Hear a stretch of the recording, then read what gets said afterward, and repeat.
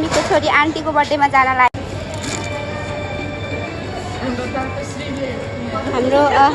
हाम्रो leader next इयरबाट birthday के गर्ने भनेको एलीले हाम्रो लिडर जिन्दाबाद।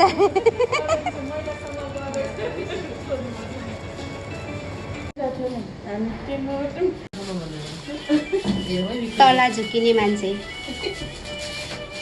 तला झुकेर 7 तलामा झर्यो हामी हैन। त्यही त 7 तलामा 10 तलामा झरियो। मिकको छोरीलाई याद रहेछ 13 तला भनेर।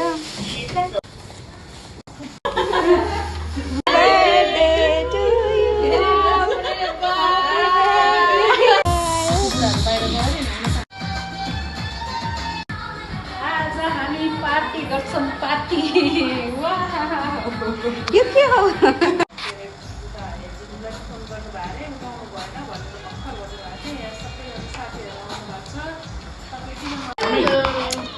कौन है?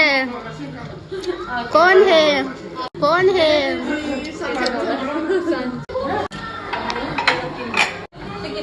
आगे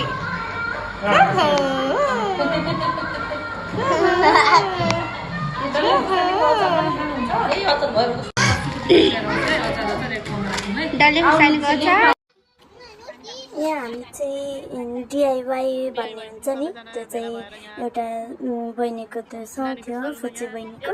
उसको फुच्ची बहिनीको सनमा चाहिँ त्यही सिताराहरू स्टोनहरू चाहिँ हामीले भर्दै थियौँ क्या। प्लेन थियो अनि स्टोनहरू गम लगाएर चाहिँ गर्नुपर्ने थियो। अनि सबैजना एउटै सनमा हामी 7 जना थियौँ। सबैजना भेला भएर चाहिँ यहाँ स्टोनहरू लाउँदै थियौँ कि।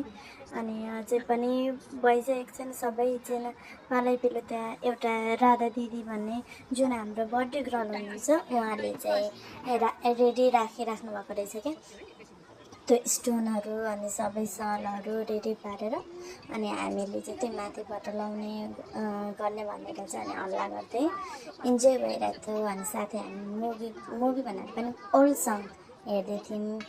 अनि हाम्रो चाहिँ यहाँ खाना डिसहरू रेडी भइसकेको छ, जुन अनलाइन अर्डर गर्नुभएको थियो फुड पान्डाबाट।